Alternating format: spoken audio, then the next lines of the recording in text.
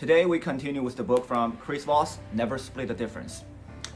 It's a book where Chris shares his tips about negotiation based on his own story when he was with FBI. And today's main topic is fairness. Fairness is a very, very strong and a powerful tool to use during negotiation in both offense and defense. So, like many of you, I wear glasses, now I wear contacts, but it's well known that glass industry has insanely high margin, 61%, while that number for auto industry is only 6%. The interesting part is, we almost feel that we got ripped off, been treated unfairly when we buy a car, but we never feel that when we buy a pair of glasses, when the reality is the opposite. Why?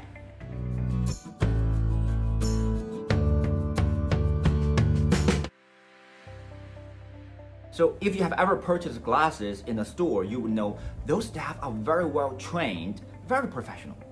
And the moment they told you the price, they will also show you a price book, right? It will tell you what's the material for each glasses and what's the price for each one of them. Usually that book is very well designed, very elegant, sometimes can be very thick, right? Give you a lot of information. The interesting thing is, they show you that book, show you the price in the book, then somehow you feel okay to pay for insanely high price for your glasses. What happened? The truth is that price book gives you an illusion that you are being treated fairly, right? The moment your brain realizes, okay, this is fair for me to pay this price because everyone else is paying for the exactly same price, I'm okay with that. That moment, you even forgot to negotiate. You realize, okay, I don't care anything else as long as I'm being treated fairly, regardless of the insane high margin. That's what happened. However, on the other hand, when you buy a car, like we know that you can always negotiate for a lower price, and everybody almost pay for a different price for the same car. So what do? You keep negotiate, until the moment you say, okay, fine, I'm okay with the price. But the problem is, no matter how low your price is, you always believe it can be lower. And usually that's the truth. When you know that another person paid a lower price for the same car you just paid for, you feel being ripped off. That's how strong the fairness can influence us in a negotiation.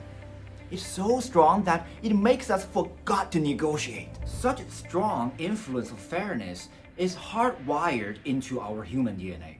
Okay, let me correct it. In any intelligent mammal's DNA. So there once was this researcher who was having an experiment with two different monkeys. So the researcher is trying to train the monkey to hand him rocks. The only difference is one monkey is rewarded with cucumber and then the other is rewarded with banana. It works perfectly fine when the two monkeys don't know each other. But once they know each other and the one who got cucumber knows, oh, you got banana, that monkey went nuts. Not only refused to take the cucumber, handing the rock, but also started protesting his own monkey way. So that is how much we need to know that we are being treated fairly. And in a negotiation, sometimes if we realize, okay, I'm being treated fairly, many other deals doesn't matter anymore. Let's go one level deeper. What makes us feel being treated fairly? Like, what gives us this sense of fairness? The key part is what we call common standard. It means there is a very well-known standard that is being applied to many people, and we are also being treated with that standard. As long as we have that standard and I know that I'm one of them, that's the moment we feel being treated fairly. Now, let's talk about how we can really arm ourselves with fairness. After all, we need to use that for our own benefit in a negotiation. So, we know that what really matters in terms of fairness is the common standard. So, the key point here is establish your own common standard. Take me as an example. I was the product manager for a technical team in a software company. And as that product manager, I need to take requests from all different people, sales, marketing, internal UX designer, our own engineers, etc., etc. And in order to fully understand an idea or request, at least I need to know a list of things. Those list of things are really, really common for almost every single request. Like, who is it for? Why do we need it? What value it delivers to the customer? And what's your data? Like, what's your data is really important.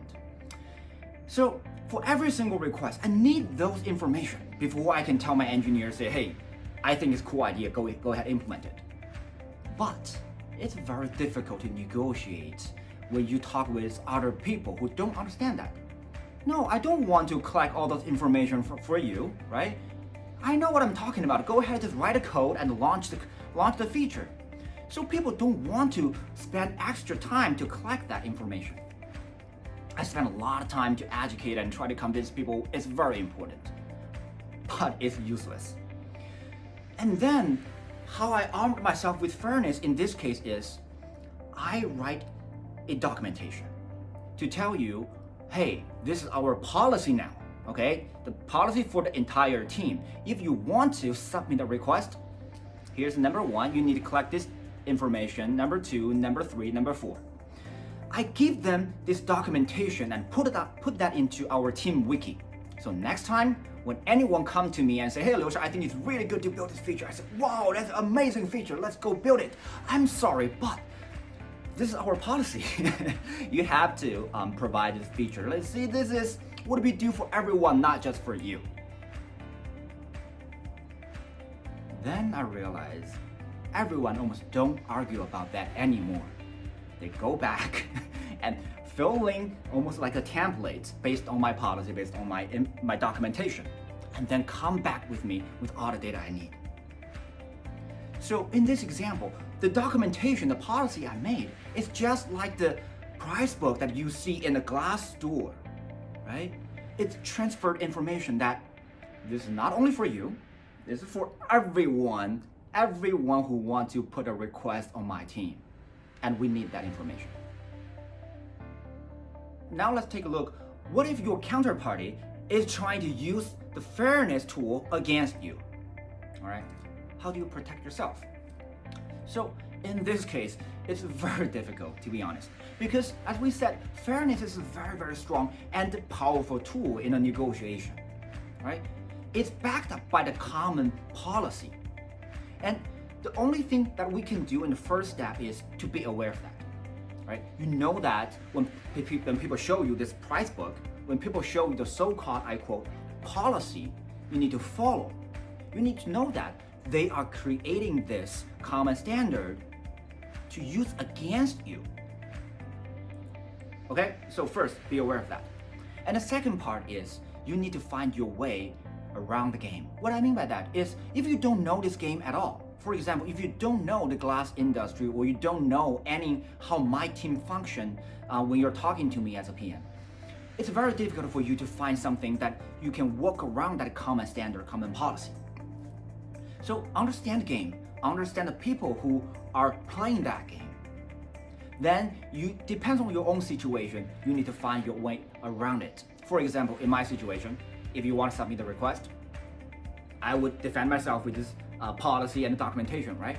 But if you know my team very well and you know who to talk to, hey, you should talk to my CEO. You can talk to Bismarck. And when Bismarck come to me and say, hey, Liu Sha, I think we should implement this. It's very difficult for me to say, I am sorry, Mr. CEO, you need to fill in this form and fill in this data for me before I can take your request, right? So every single common standard or policy have the weak points, but you need to know the game in order to break it. Okay, a quick summary. So today we talk about fairness. And fairness is such a strong and a powerful tool to use during negotiation. It's so strong that when you use that, people almost forgot to negotiate. And we also talk about the key part that backed up the fairness, why we feel being treated fairly is called common standard or common policy. Then we move to how can we actually use it, right? It's very easy. It's called establish this common standard by yourself. Right? Next time when you want to negotiate, show this common policy to them. Likely most people will not even negotiate with you. They will just do what you put in the policy. However, if you're on the other side, if people attack you with common policy, common standard, it's very difficult for you to fight. But at least there's one thing you can do, which is be aware of that, right? You know what you are being attacked with, fairness. I know that people are making this up to defend them from this conversation. The second thing depends on your own situation you can do to make a better negotiation is to understand the game. Know the people around the game. Know how this people organization function. Because after all the common policy or standard is made by people. If you know the right person to talk to, you can break it, right? Or you can even just bypass it. So that's all I have for today. I hope you learned something today and you can arm yourself with fairness and be aware when you are attacked with it. If you enjoy the content, please click the like button and comment down below. Let me know what's the example that when you are attacked with fairness or how you defend yourself with fairness. Of course, subscribe if you haven't already. I'll see you next time.